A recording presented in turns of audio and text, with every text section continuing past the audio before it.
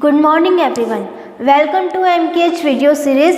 I am Shivani. Today we are going to start the remaining part of the chapter that is sorting material into groups. Last video में हमने discuss कर लिया था किसी भी object को sort करना क्यों ज़रूरी होता है। हमारी कन्वीनियंस के लिए सॉर्टिंग बहुत ज़रूरी है, हमने ये चीज़ डिस्कस करी थी।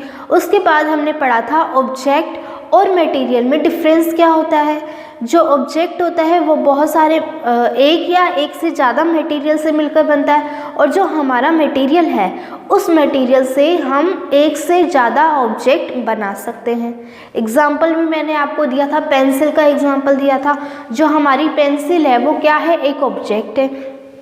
पेंसिल को बनाने में जो भी मटेरियल यूज़ हुए हैं, जो भी सामान यूज़ हुए हैं, वो क्या है, मटेरियल है। ठीक है, ये हमने पढ़ा था। उसके बाद हमने प्रॉपर्टीज़ डिस्कस करी थी मटेरियल की, जिसमें हमने एक डिस्कस कर लिया था जिसका नाम है अपीयरेंस। मतलब कोई भी मटेरियल है वो दिखता कैसा है, या तो वो शाइनी होगा या फिर वो नॉन शाइनी होगा। जो शाइनी होता है उसको हमने क्या बोला था, लस्टरस होता है, और जो नॉन शाइनी होता है उसको हमने क्या बोला था, नॉन लस्टरस होता है।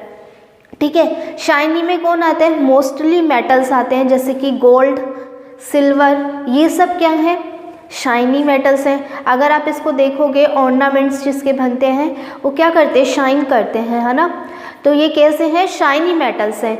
ठीक है, इसके अलावा अगर इनकी शाइनिंग चेक करनी है तो कई बार रस्टिंग हो जाती है, जंग लग जाता है, तो आप उनके आगे वाला पीसेस को कट करके देखो, और जो कट वाला सरफेस है, ऊपर का जो सरफेस है, उसको चेक करो क्या वो शाइन कर रहा है या नहीं कर रहा।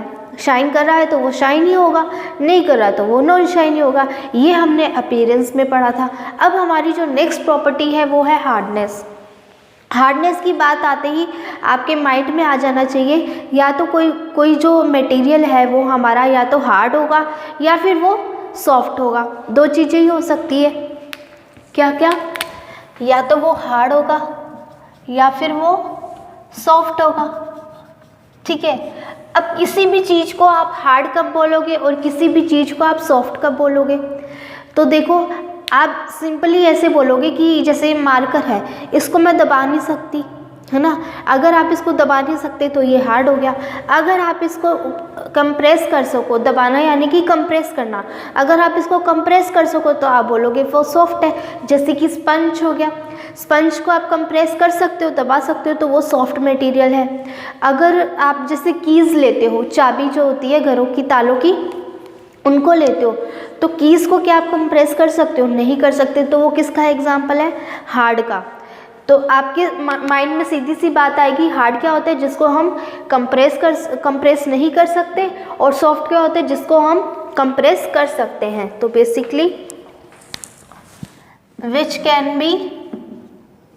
Can not be, can't be compress. Okay, and what is the meaning of soft, which can be compress।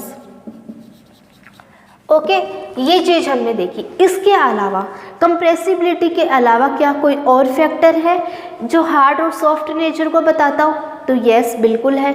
वो क्या है, वो है स्क्रैचिंग प्रॉपर्टी। अब ये स्क्रैचिंग करना क्या होती है, मोमबत्ती देखिए ना, मोमबत्ती, उसको लो, कैंडल लो, अगर आप उसको अपने नेल से स्क्रैच करोगे तो वो क्या स्क्रैच हो जाएगी, उसकी जो मोम है वो उतर जाएगी, कैंडल की जितनी भी मोम है वो स्क्रैच करने से उतर जाएगी। अब वो उतर किस लिए रही है, क्योंकि वो सॉफ्ट नेचर में आती है इसलिए उतर रही है। तो हमारी सेकेंड प्रॉपर्टी क्या हो जाएगी, जिसको हम स्क्रैच कर सकते हैं वो हमारा किस कैटेगरी में आएगा, सॉफ्ट की कैटेगरी में आएगा, और जिसको हम स्क्रैच नहीं कर सकते वो किसकी कैटेगरी में आएगा, हार्ड की कैटेगरी में आएगा। जैसे कीज़ है, कीज़ को स्क्रैच करो अपने नेल से, क्या आप उसको स्क्रैच कर पा रहे हो, नहीं कर पा रहे, तो वो किसका एग्जाम्पल है, हार्ड कैटेगरी का एग्जाम्पल है। तो हमारी जो दूसरी डेफिनेशन हो जाएगी हार्ड की, वो क्या हो जाएगी, विच कांट बी स्क्रैच, और सॉफ्ट की which can be scratch. Okay, अब हम इसका एग्जाम्पल लिख लेते हैं एक एक। इसका एग्जाम्पल है कीज़ और बताओ मार्कर, बस इतना ही। सॉफ्ट में हम लिखते हैं,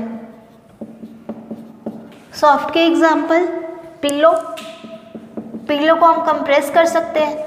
कॉटन, कॉटन को भी कर सकते हैं। कैंडल, कैंडल को हम स्क्रैच कर सकते हैं। चौक, चौक को भी हम स्क्रैच कर सकते हैं। तो ये सब किसके एग्जाम्पल है? सॉफ्ट के। और हार्ड के कौन से हैं? कीज, मार्कर, और जो भी आपके दिमाग में आए लिखते चलो, पूरी लिस्ट बन जाएगी। ठीक है, तो ये हमारा हो गया हार्डनेस से रिलेटेड, जिसमें क्या आता है? हार्ड नेचर और सॉफ्ट नेचर। इन दोनों नेचर के अलावा हार्डनेस में दो प्रॉपर्टी और आती है, जिसको हम बोलते हैं रफ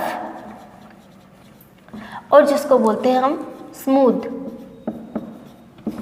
अब ये रफ और स्मूथ क्या होता है? जो बिल्कुल प्लेन सरफेस होता है ना, उसको हम क्या बोलेंगे? स्मूथ बोलेंगे। बिल्कुल प्लेन सरफेस, ठीक है। और रफ किसको बोलेंगे? जो प्लेन सरफेस नहीं होगा उसको हम रफ बोलेंगे। इसका opposite never be a plane, ठीक है। प्लेन सरफेस क्या होता है? जो बिल्कुल स्मूथ होता है। बिल्कुल स्मूथ सरफेस क्या होता है? जो बिल्कुल प्लेन होता है, ठीक है। और रफ क्या हो गया? जो प्लेन नहीं होता। तो हमने इसकी डेफिनेशन लिख दी, smooth surface the plane surface and rough surface which never be a plane. जो प्लेन नहीं हो सकता उसको हम क्या बोलेंगे? रफ बोलेंगे। अब एग्जाम्पल देखते हैं। स्मूथ सरफेस बताओ, ऐसा कौन सा सरफेस है जो बिल्कुल स्मूथ होता है? आप बोलोगे मिरर, ठीक है। मिरर दो टाइप के आते हैं, प्लेन मिरर भी आता है, रफ मिरर आता है। तो बेसिकली आप मिरर को कह नहीं सकते कि वो स्मूथ है या रफ है, क्योंकि अगर मिरर की बात आए तो आप स्मूथ और रफ दोनों में लिख सकते हो, है ना। तो बेसिकली जो हमारी स्किन है वो कैसी है? बिल्कुल स्मूथ है। हमारी जो स्किन है वो कैसी है? स्मूथ है। तो इस स्मूथ में एग्जाम्पल क्या आ जाएगा? हमारी स्किन, ओके। रफ में क्या आएगा? जो सैंड पेपर होता है ना, जिसपे मिट्टी के लगे रहते हैं टुकड़े, पार्टिकल्स लगे रहते हैं, वो किसका एग्जाम्पल है? रफ का। सैंड पेपर जैसे कि दीवारों को रगड़ने के लिए, या फिर जो हमारे गेट होते हैं, दरवाजे होते हैं, उनको रगड़ने के लिए जो रेगमार्क यूज़ करते हैं ना, उसको देखा होगा, बिल्कुल उभरा उभरा सा लगा होगा। मतलब ऐसा लगेगा कि मिट्टी उसके ऊपर लगाई हुई है। तो वो जो होता है बिल्कुल रफ सा होता है। मतलब आपको ऊपर उठा हुआ दिखे, हाथ लगाने पर बिल्कुल स्मूथ नहीं दिखे, प्लेन नहीं दिखे। स्मूथ तो क्या होता है? आप हाथ लगाओ उसको और हाथ लगाने पर बिल्कुल आपको प्लेन दिखे, कहीं भी आपका जो हाथ है वो ऐसे नहीं हो, ठीक है। लेकिन जो सैंड पेपर होता है ना, जो मैंने अभी रेगमार्क का एग्जांपल दिया, वो कैसा होता है? अगर आप उसको हाथ लगाओगे ना, आपको फील होगा कि कुछ उभरा उभरा हुआ है। तो वो किसका एग्जांपल है? रफ सरफेस का, ठीक है। तो हार्डनेस में हमने क्या सीखा?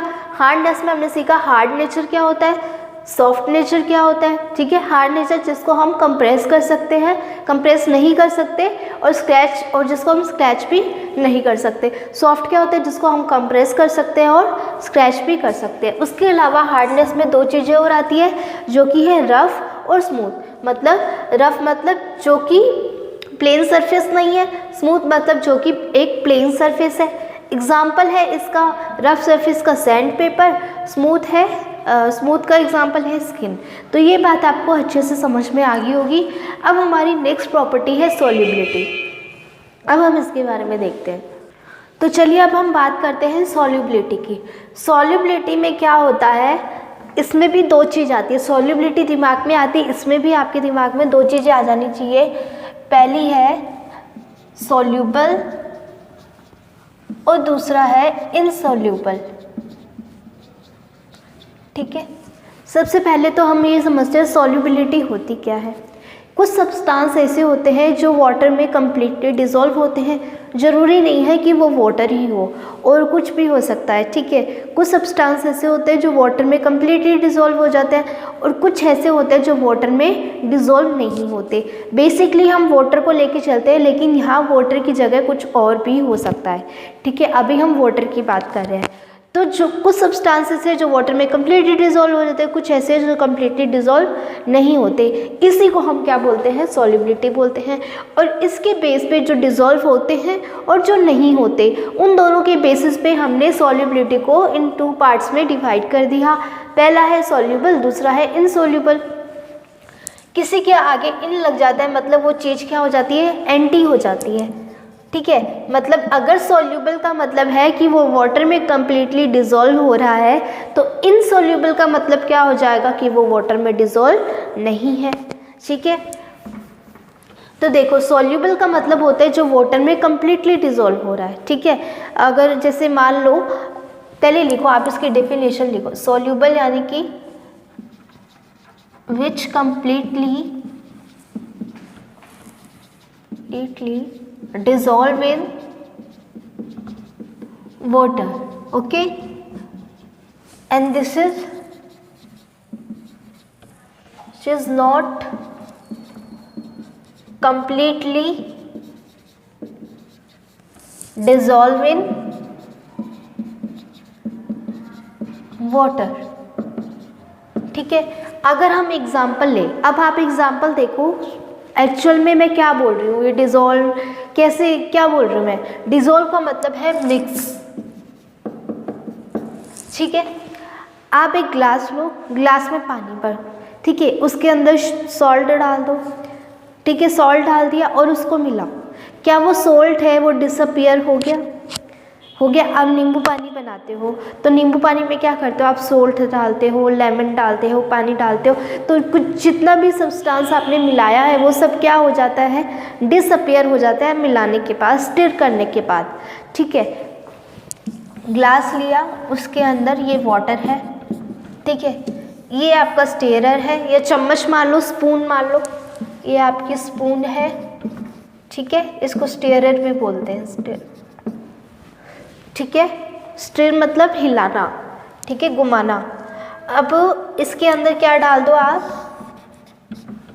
सॉल्ट डाल दो, तो क्या ये सॉल्ट इसके अंदर जाके डिसअपियर हो जाएगा क्या, जब आप इसको स्टिर करोगे तो क्या ये डिसअपियर हो जाएगा, यस बिल्कुल हो जाएगा, हो जाएगा ना। तो ये डिसअपियर क्यों हुआ, क्योंकि ये जो सॉल्ट था ये वाटर में क्या था, पूरी तरह से डिज़ोल्व था, पूरी तरह से मिक्स हो रहा था। ठीक है, ये जो सॉल्ट है वाटर में जाके पूरी तरह मिक्स हो रहा है, मिक्स होने की वजह से वो सॉल्ट था वो पूरा घुल गया, पानी में घुल गया। घुलने से क्या हो गया, इसकी जो सॉल्युबिलिटी है वो कैसी होगी, सॉल्युबल हो गया, मतलब ये। ठीक है, सॉल्युबिलिटी कैसी हो जाएगी इसकी, सॉल्युबल, क्योंकि ये कम्प्लीटली वाटर में जाके क्या हो गया, मिक्स हो गया, घुल गया पूरी तरह से, इसीलिए ये किस में आएगा, सॉल्युबल में आएगा। अब आप सॉल्ट की जगह शुगर ले लो, तो क्या शुगर भी वाटर में डिसॉल्व होगी, तो हमने यहाँ शुगर लिया, बताओ क्या ये कम्प्लीटली वाटर में डिसॉल्व होगा, तो यस होगा। ठीक है, तो ये जो शुगर के जो पार्टिकल्स है वो भी इस वाटर के अंदर जाके पूरी तरह से मिक्सअप हो जाएंगे, मिक्सअप होने की वजह से वो वाटर में घुल जाएंगे, घुलने से वो क्या हो जाएगा, पूरा हमें डिसअपियर हो जाएगी, जो भी शुगर है वो डिसअपियर हो जाएगी। क्यों डिसअपियर हुई, क्योंकि वो पूरी इसके अंदर मिक्स हो गई, डिज़ोल्व हो गई। डिज़ोल्व का मतलब समझ में आया, मिक्स होना। सॉल्युबिलिटी का मतलब समझ में आया, जो वाटर में जाके कम्प्लीटली डिज़ोल्व हो जाए और डिसअपियर हो जाए। यहाँ हम लिख सकते हैं and disappear after mixing, after mixing. ठीक है, अब इसकी जगह मैं ऑयल ले लूँ, मैंने वाटर लिया, वाटर के अंदर मैंने ऑयल मिक्स कर दिया। आप वाटर लो, उसके अंदर एक ड्रॉप ऑयल की डालो, तो देखो क्या वो डिसअपियर हो रहा है या वो मिक्स हो रहा है वाटर के अंदर जाके, नहीं होगा। ये आपका वाटर, आप उसको जितना मर्जी हिला लो, वाटर वहीं का वहीं रहेगा। मतलब ये वाटर की, ये इसकी ड्रॉप डाली ऑयल की, ये इधर का इधर ही रहेगा। हो सकता है टूट के थोड़ा सा इधर उधर चला जाए, पर मिक्स नहीं होगा ये। ठीक है, ये वाटर में मिक्स नहीं होगा, इसकी सरफेस पे ही पड़ा रहेगा। ये जो वाटर की जो ऊपर का जो सरफेस है ना, इस सरफेस पे ही पड़ा रहेगा। ठीक है, मिक्स नहीं होगा। तो जब ये मिक्स नहीं हो रहा कम्प्लीटली, तो हम इसको कौन सी कैटेगरी में रखेंगे, इनसॉल्यूबल। अब आप ऑयल की जगह सैंड ले लो, मिट्टी, उसको मिक्स करो, तो क्या मिट्टी जो है वो वाटर में डिज़ोल्व हो जाती है, नहीं होती है। आपने देखा होगा कि जब भी घरों में पानी आता है तो उसमें से मिट्टी को अलग करने के लिए वो जो हमारे घरों में जो पानी आता है, कई बार गंदा पानी आ जाता है तो पूरी जो मिट्टी है वो नीचे नीचे रह जाती है और वाटर ऊपर आ जाता है। तो इसका मतलब क्या है, जो हमारी जो सैंड है वो वाटर में डिज़ोल्व नहीं हुई, वाटर में डिज़ोल्व नहीं हुई इसलिए वो नीचे जाके बैठ गई, है ना। तो जो सैंड है वो भी वाटर में डिज़ोल्व नहीं होती, जब वो वाटर में डिज़ोल्व नहीं होगी तो उसको भी हम कौन सी कैटेगरी में रखेंगे, इनसॉल्युबल की कैटेगरी में रखेंगे। तो ये बात आपको समझ में आई। सॉल्युबिलिटी क्या होती है, सॉल्युबिलिटी को हम 2 पार्ट्स में डिवाइड करते हैं, सॉल्युबल एंड इनसॉल्युबल। सॉल्युबल क्या होता है, जो कम्प्लीटली वाटर में डिज़ोल्व हो जाता है, जैसे कि एग्जाम्पल है सॉल्ट इन वाटर और शुगर इन वाटर भी लिख सकते हो आप, ठीक है। इनसॉल्युबल क्या होता है, which is not completely dissolve in water and also not disappear and do not disappear after mixing. मतलब हम जितना मर्जी मिक्स कर ले वो तो दिखेगा ही दिखेगा, लेकिन इसमें क्या हो रहा था, सॉल्युबिलिटी में वो डिसअपियर हो रहा था, ठीक है। तो इसकी डेफिनेशन क्या होगी, which is not completely dissolve in water and do not disappear after mixing. Example oil in water और सैंड इन वाटर, ठीक है। ये हमारी सॉल्युबिलिटी की बात आ गई। अगर मैं आपसे पूछ रही हूँ क्या किसी लिक्विड को क्या कोई लिक्विड में डिसॉल्व हो सकता है। लिक्विड क्या होता है, जो वाटर होता है ना वो हमारा कैसा है, लिक्विड है ना। और कुछ भी है जैसे कि लिक्विड आप कुछ भी कंसीडर कर लो, कॉफ़ी, टी, मतलब जो हम जिसे हम पी सके या जो किसी की भी शेप ले ले। जैसे ये वाटर है, अगर आप इसको ग्लास में डालोगे तो किसकी शेप ले लेगा, ग्लास की शेप ले लेगा। अगर आप उसको कटोरी में रखोगे तो बाउल में रखोगे तो वो किसकी शेप ले लेगा, बाउल की शेप ले लेगा। अगर आप उसको प्लेट में रखोगे तो वो किसकी शेप ले लेगा, प्लेट की शेप ले लेगा। अगर आप उसको ज़मीन पर गिरा दोगे तो वो किसकी शेप ले लेगा, पूरी ज़मीन पर फैल जाएगा। तो ऐसा लिक्विड, ऐसा सब्सटेंस जिसको हम किसी भी कंटेनर में डालें वो उसकी शेप ले ले, उसको हम क्या बोलते हैं, लिक्विड बोलते हैं। तो मैंने पूछा क्या लिक्विड जो है वो लिक्विड में डिज़ोल्व हो सकता है।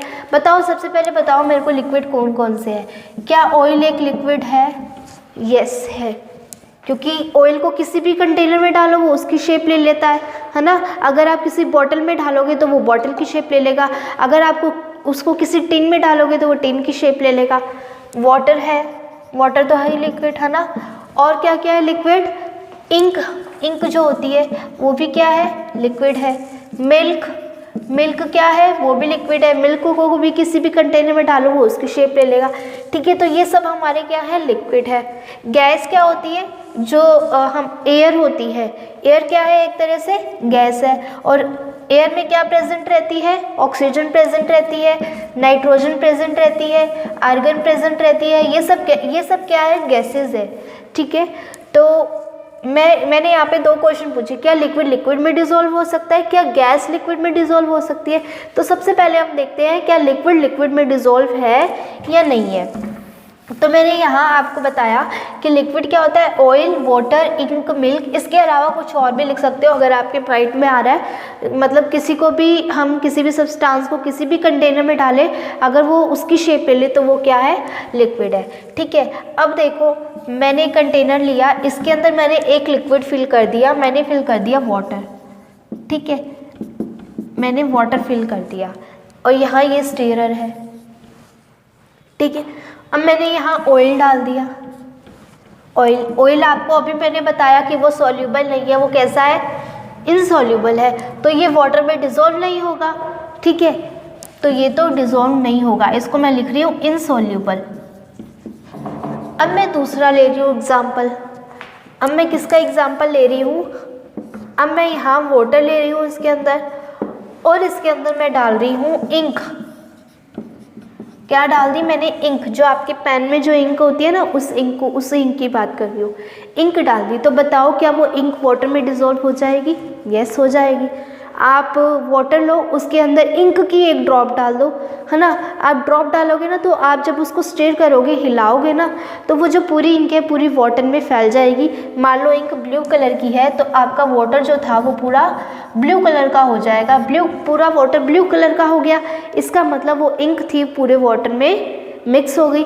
अगर ये मिक्स नहीं होती तो क्या रहता, वो जो हमने ड्रॉप डाली इंक की ब्लू कलर की, तो ब्लू कलर सिर्फ यहाँ ऊपर ही शो होता हमें, लेकिन हमें तो पूरा वाटर ही कौन से कलर का मिल गया, ब्लू कलर का मिल गया। इसका मतलब वो इंक है पूरी डिज़ोल्व हो गई। तो हम कह सकते हैं कि कुछ लिक्विड ऐसे हैं जो कम्प्लीटली डिज़ोल्व होते हैं लिक्विड में, और कुछ ऐसे लिक्विड हैं जो कम्प्लीटली डिज़ोल्व नहीं होते। तो हम क्या लिखें इसको, some liquid are dissolved in liquid and some are not। तो आप एग्जाम्पल लिख देना, ऑयल इन वाटर जो होगा वो इनसॉल्यूबल होगा, और इंक इन वाटर होगी वो क्या होगा, सॉल्यूबल होगा। ठीक है, ये आपका लिक्विड इन लिक्विड हो गया। लिक्विड इन लिक्विड का मतलब इस लिक्विड को हमने इस लिक्विड के अंदर मिक्स कर दिया। अगर मैं लिख रही हूँ ऑयल इन वाटर, तो ऑयल इन वाटर का मतलब क्या है, ऑयल को मैंने किस में मिक्स किया है, वाटर में मिक्स किया है। अगर मैं लिख रही हूँ इंक इन वाटर, तो मतलब इंक को मैं किस में मिक्स कर रही हूँ, वाटर में मिक्स कर रही हूँ। समझ में आई बात। अब हम नेक्स्ट देखते हैं हमारा गैस इन लिक्विड। क्या है, गैस इन लिक्विड। अब गैस क्या होती है, मैंने अभी बताया जो भी एयर में प्रेजेंट है वो सब क्या है, गैसेज है। इसके अलावा और भी गैसेज होती है, पर आप अभी यही ध्यान रखो कि जो हमारे एयर में प्रेजेंट रहती है वो भी, एयर भी क्या है, एक गैस है, और एयर में बहुत सारी गैसेज प्रेजेंट रहती है। जैसे मान लो ऑक्सीजन ले ली मैंने, ठीक है, ऑक्सीजन इन वाटर ले लिया। लिक्विड बोल रहा है ना, गैस इन लिक्विड, यानी गैस को लिक्विड में मिक्स करना है, तो मैंने गैस की जगह ले ली ऑक्सीजन, ये हमारी क्या है, गैस है। लिक्विड की जगह मैंने ले लिया वाटर, ये क्या है, वाटर क्या है, लिक्विड है। ठीक है, अब मैं क्या बोल रही हूँ, इस ऑक्सीजन को इस वाटर में मिक्स करना है, यानी गैस को लिक्विड में मिक्स करना है। Gas in liquid, oxygen in water. तो देखो जो भी वाटर में है, मान लो ये आपका सी है, ठीक है, समुद्र है आपका, उसके अंदर ऑक्सीजन, एयर तो हर जगह प्रेजेंट रहती है। अब एयर क्या है, इस वाटर में जाके मिक्स हो रही है, इस वाटर में जाके मिक्स हो रही है, इसीलिए जो सी के जो एक्वेटिक एनिमल्स हैं, एनिमल्स जो हैं वो क्या कर पाते हैं, सरवाइव कर पाते हैं। जैसे हमें जिंदा रहने के लिए क्या चाहिए, ऑक्सीजन चाहिए, ठीक है, ऑक्सीजन चाहिए। वैसे ही जो एक्वेटिक एनिमल्स हैं उनको भी सरवाइव करने के लिए क्या चाहिए, ऑक्सीजन चाहिए। अब वो उनको ऑक्सीजन कैसे मिलेगी वाटर में, वो ऑक्सीजन उनको मिलेगी जो एयर में जो ऑक्सीजन प्रेजेंट है वो ऑक्सीजन जाके कहाँ डिज़ोल्व हो जाती है, इस सी के वाटर में जाके डिज़ोल्व हो जाती है, जिसकी वजह से जो एक्वेटिक एनिमल्स है वो उस डिज़ोल्व ऑक्सीजन को क्या लेते हैं, अपने अंदर लेते हैं और वो सर्वाइव कर पाते हैं। तो एक्वेटिक एनिमल किस फॉर्म में ऑक्सीजन लेते हैं, आपका आंसर आएगा in form of dissolve oxygen. ठीक है, डिज़ोल्व ऑक्सीजन का मतलब क्या है, ऑक्सीजन है वो किस में डिज़ोल्व हो गई, ऑक्सीजन है वो किस में मिक्स हो गई, वाटर में मिक्स हो गई। ठीक है, तो अब हमने यहाँ देखा कि ये जो गैस थी हमारी, ऑक्सीजन क्या थी, गैस थी, वाटर क्या था, लिक्विड था। तो ऑक्सीजन वाटर में जाके डिज़ोल्व हो गई, मतलब गैस जो थी वो लिक्विड में डिज़ोल्व हो गई। इसका मतलब गैस इन लिक्विड है वो हमारा सॉल्यूबल है, मतलब गैस इन लिक्विड ले रहे हैं, gas in liquid is soluble, यानी कि gas is soluble in liquid, ऐसे भी लिख सकते हैं। Gas is soluble in liquid. ठीक है, लिक्विड की पूरी स्पेलिंग ये है, आप LIQ मत लिखना, इसको पूरा लिखना, लिक्विड। ठीक है, तो ये बात समझ में आई।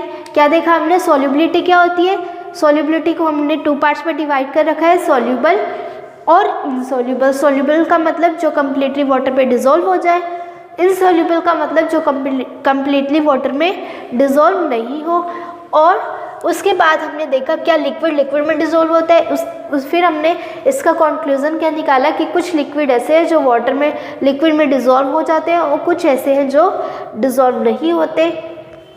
फिर हमने देखा गैस एंड लिक्विड, क्या जो गैस है वो लिक्विड में डिज़ोल्व है, तो आपका आंसर आएगा yes, gas is soluble in liquid. इसके आपको एक एक एग्जांपल याद रख लिया सबके, ठीक है। ये आपका हो गया सोल्यूबिलिटी। तो देखिए फ्लोट और सिंक क्या होते हैं यहाँ दो वर्ड है, एक तो है फ्लोट और दूसरा है सिंक, ठीक है। तो कोई भी जो सब्सटेंस है वो फ्लोट कब करेगा, फ्लोट का मतलब है जो जैसे वाटर सरफेस है उसके ऊपर तैरना फ्लोट होता है। सिंक का मतलब नीचे डूब जाना, क्या होता है, सिंक हो जाता है, ठीक है। Appear at bottom, appear at bottom, जो बॉटम में, अब जो डूब जाएगा वो कहाँ रहेगा, बिल्कुल बॉटम में जाएगा, है ना। और जो ऊपर तैरेगा वो क्या होगा, ऊपर सरफेस पे रहेगा। अपीयर एट, तो उसको हम क्या लिख देंगे, अपीयर एट सरफेस। देखो कैसे बोल रही हूँ मैं, ये आपका वाटर है, ठीक है। कोई भी अगर चीज़ है, अगर वो पानी में डूब जाए तो क्या होगा, वो नीचे बॉटम में इकट्ठा हो जाएगा। जैसे आप स्टोन फेंकते हो पानी में, तो स्टोन ऐसा तो है नहीं कि वो पानी में तैरने लग जाता है। जो बहुत भारी स्टोन बोल रही हूँ, बिल्कुल हल्का सा स्टोन नहीं बोल रही मैं, बहुत भारी स्टोन बोल रही हूँ। अगर आप उसको, या ग्लास ले लो, ग्लास में तो बिल्कुल छोटे पत्थर भी डूब जाते हैं, है ना। ये आपका ग्लास है, मान लो इस तरह से, इस ग्लास में पानी है, ठीक है। अब आपने इसके अंदर पत्थर डाला, स्टोन डाला, स्टोन, अब वो स्टोन क्या होगा, नीचे बॉटम में चला जाएगा। अब नीचे बॉटम में चला गया, क्यों चला गया, इसका मतलब है नीचे बॉटम में जाना मतलब सिंक हो गया, ये सिंक हो गया मतलब नीचे डूब गया, ठीक है।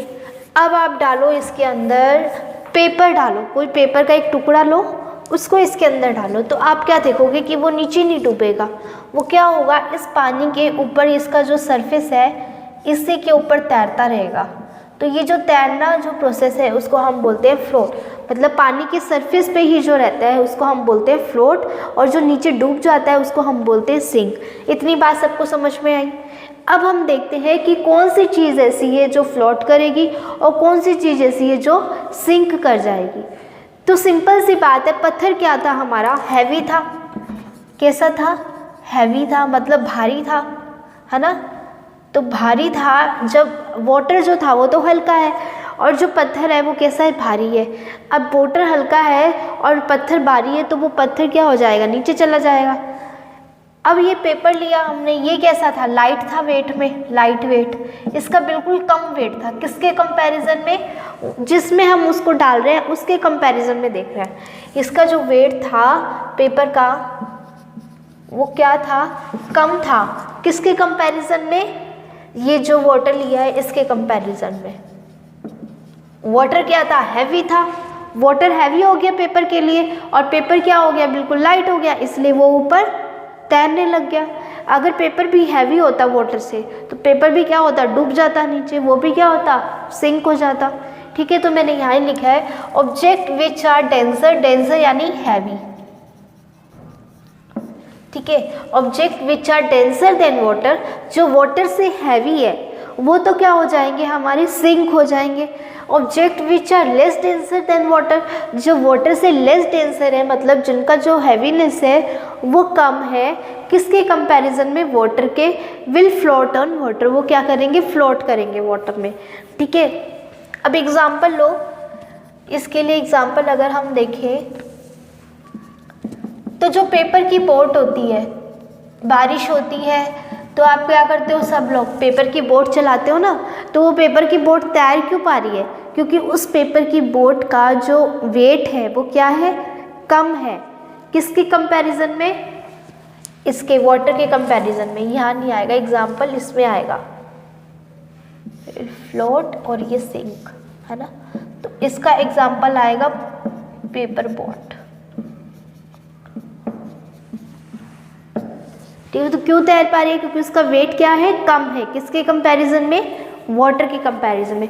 ज़रूरी नहीं है वाटर के कंपैरिजन में ही देखना है, अगर आप इसको किसी और चीज़ के अंदर डाल रहे हो, है ना, तो उसके कंपैरिजन में वेट देखना है। जैसे कि अगर आप इसको ऑयल में डाल रहे हो, ऑयल में पेपर डाल रहे हो, तो आपको पेपर का वेट किसके कंपैरिजन में देखना है, ऑयल के कंपैरिजन में देखना है। या हम वाटर की बात कर रहे हैं इसलिए हम इनका वेट किसके कंपैरिजन में देख रहे हैं, वाटर के कंपैरिजन में देख रहे हैं। ठीक है, तो पेपर बोट हो गई। और देखो वाटर में आप क्या चलाओगे, प्लास्टिक बोतल। नहरें होती है, जो पॉन्ड्स होते हैं, वहाँ देखा होगा बहुत सारी प्लास्टिक बोतल को लोग ऐसे ही फेंक देते हैं और वो उसके ऊपर पानी के ऊपर तैरती रहती है। वो क्यों तैरती रहती है, क्योंकि जो प्लास्टिक बोतल का वेट है वो पानी से क्या है, कम है, इसीलिए वो क्या करती रहती है, फ्लोट करती रहती है। ठीक है, अब इसमें एग्जांपल देखो, सिंक में स्टोन जो मैंने एग्जांपल दी है, स्टोन का वेट क्या होता है, हैवी होता है। किसके कंपैरिजन में, वाटर के कंपैरिजन। हम वाटर में डाल रहे हैं ना, तो वाटर का वेट देख रहे हैं, वाटर के कंपैरिजन में, तो स्टोन क्या हो जाएगा, सिंक हो जाएगा वाटर में। ठीक है, और देख लो, और कोई एग्जांपल लो, स्टोन या आप ये मार्कर ले लो, मार्कर क्या हो जाएगा, ये तो तैरेगा। कोई और एग्जांपल ले लो, कोई भी हैवी चीज़ हो, जैसे कि वो लकड़ी का टुकड़ा होता है ना, वुडन होता है, वुडन, ये तो हल्का होता है वेट में, ये लाइट वेट होता है, लाइट होता है वाटर के कंपैरिजन में, तो ये भी ऊपर तैरेगा, यहाँ वुडन आ जाएगा।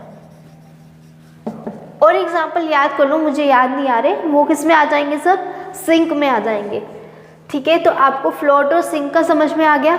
जो हैवी होता है वाटर से वो क्या करेगा, सिंक करेगा, और जो लाइटर होता है वेट में वाटर से वो क्या करेगा, फ्लोट करेगा। जरूरी नहीं है वाटर, कुछ और भी हो सकता है, जिसके कंपैरिजन में, जिसके अंदर हम उस चीज़ को डाल रहे हैं उसका वेट देखना है, उसके कंपैरिजन में वेट देखना है। ये बात आपको समझ में आ गई। फ्लोट और सिंक में इतना ही है। तो देखिए अब हम समझते हैं ट्रांसपेरेंसी को। ट्रांसपेरेंसी में 3 टाइप्स आते हैं। पहला है ट्रांसपेरेंट, सेकंड है ओपेक, थर्ड है ट्रांसल्यूसेंट। ठीक है, ट्रांसपेरेंट क्या होता है, ऐसे सब्सटेंस और material through which things can be seen are called transparent. ऐसे सब्सटेंस या मटेरियल जिसमें से हमें दिख सकता है, बाहर का देख सके हम, उसको हम क्या बोलते हैं, ट्रांसपेरेंट बोलते हैं। एग्जाम्पल है ग्लासेस, जैसे ये मेरी स्पेक्स है। ठीक है, इस स्पेक्स में से मैं बाहर का सब कुछ देख सकती हूँ, है ना। क्यों देख सकती हूँ, क्योंकि जो मेरे स्पेक्स है वो कैसे हैं, ट्रांसपेरेंट है। ट्रांसपेरेंट होने की वजह से मैं बाहर का देख सकती हूँ। अगर मान लो मेरी जो ग्लासेस है, यहाँ मैंने क्वेश्चन लिखे हुए हैं, why glasses is made up of glass. Glasses जो है वो ग्लास के क्यों बने होते हैं, क्योंकि वो ट्रांसपेरेंट होते हैं। अगर मैं मेरी ग्लासेस में वुडन लगा दूँ या पेपर लगा दूँ तो क्या मुझे दिख पाएगा, नहीं दिख पाएगा। तो ये जो प्रॉपर्टी होती है ग्लास की क्या प्रॉपर्टी होती है, ट्रांसपेरेंट होती है, जिसकी वजह से हम आउटसाइड का देख सकते हैं। ठीक है, अब है वाटर। वाटर से भी हम देख सकते हैं। वाटर, अगर आपके आगे कोई वाटर का ग्लास रख दे, ठीक है, मतलब ग्लास तो नहीं, एज अ वाटर रख दे, या पोन्स होते हैं, ठीक है, तो वाटर के अंदर का हम क्या देख सकते हैं ना। तो वाटर भी एक तरह से क्या है, ट्रांसपेरेंट है। एयर भी क्या है, ट्रांसपेरेंट है। प्लास्टिक्स भी क्या है, ट्रांसपेरेंट है। सभी प्लास्टिक ट्रांसपेरेंट नहीं होते, कुछ ही प्लास्टिक ऐसे हैं जो ट्रांसपेरेंट होते हैं। ठीक है, फिर है ओपेक। क्या होता है, ऐसे सब्सटेंस और मटेरियल जिसमें से हमें दिख नहीं सकता, उसको हम क्या बोलते हैं, ओपेक बोलते हैं। Material through which we are not able to see are called opaque. Example है वुड, लकड़ी होती है, क्या आप उसको अपनी आंखों के आगे लगा लो तो क्या आप देख सकते हो, नहीं देख सकते। मेटल है, मेटल अपनी आंखों के आगे लगा लो, जैसे मेटल में लोहा आता है, लोहे को लो और यहाँ अपनी आंखों के आगे लेके जाओ तो क्या आपको दिखेगा उसके आगे का, नहीं दिखेगा। प्लास्टिक्स में भी नहीं दिखेगा। मैंने बोला कुछ प्लास्टिक ऐसे जो ट्रांसपेरेंट होते हैं, लेकिन कुछ प्लास्टिक ऐसे भी हैं जिनसे हमें दिख नहीं सकता। ठीक है, कार्डबोर्ड से भी नहीं दिखेगा, ट्री से भी नहीं दिखेगा। अगर आप ट्री के पीछे छुप जाओगे तो क्या दिख पाएगा आपको, आगे का कुछ नहीं दिख पाएगा। वॉल से भी नहीं दिख पाएगा। ठीक है, अब आता है ट्रांसलूसेंट। ट्रांसलूसेंट क्या होता है, the material through which object can be scene. हमें ऑब्जेक्ट तो दिखता है लेकिन क्लियरली नहीं दिखता। एग्जाम्पल है बटर पेपर या ऑयली पैचेस ऑन पेपर। आपने ऑयली पैचेस का टेस्ट किया था, किसके लिए किया था? फैट के लिए किया था। तो अब आप क्या करो, वो जो ऑयली पैचेस आपके पेपर पे आए थे, मतलब पेपर लो, उसके ऊपर कुछ ऑयली पैचेस लगा दो, उस पेपर को अपनी आइज़ के आगे लेके जाओ। जब आप उसको आइज़ के आगे लेके जाओगे तो आपको सामने का कुछ हद तक दिखेगा, पूरा मैं नहीं कह रही, क्लियरली नहीं कह रही मैं, थोड़ा बहुत दिखेगा। वो थोड़ा बहुत दिखना ही क्या है? हमारा ट्रांसलूसेंट। समझ में आया? एग्जाम्पल क्या हो गए? बटर पेपर और ऑयली पैचेस ऑन पेपर।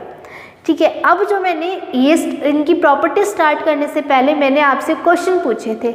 मैंने बोला था जब आप ये प्रॉपर्टीज़ पढ़ोगे तब आपको इन क्वेश्चन के आंसर और ज़्यादा क्लियर होंगे। तो वो क्वेश्चन थे, ये मैंने एक एक्स्ट्रा क्वेश्चन ऐड किया था, why glass is made up of glass. मैंने बता दिया क्योंकि जो ग्लास होता है हमारा कैसा होता है, इसकी प्रॉपर्टी कैसी होती है? ट्रांसपेरेंट होती है, इसलिए हम ग्लास से देख सकते हैं। Why we use glass jar for placing pulses. जो हम दालें वगैरह रखते हैं, मसाले रखते हैं जार में, तो वो हम ग्लास के जार में क्यों रखते हैं, वुडन के जार में क्यों नहीं रखते? क्योंकि ग्लास के जार में हम उनको बाहर से ईजिली देख सकते हैं।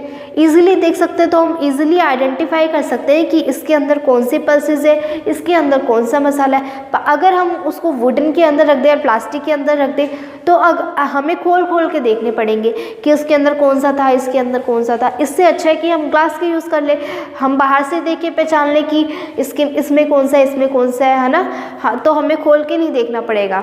तो इसके लिए भी क्या आएगा? 4, क्योंकि जो ग्लास होती है उनकी प्रॉपर्टी कैसी होती है? ट्रांसपेरेंसी, ट्रांसपेरेंट होती है, from which we can see the outside और इनसाइड। ठीक है। Why window is made up of glass, मैंने ये क्वेश्चन भी पूछा था, क्यों हम ग्लास की विंडो बनाते हैं, हम वुडन की क्यों नहीं बनाते?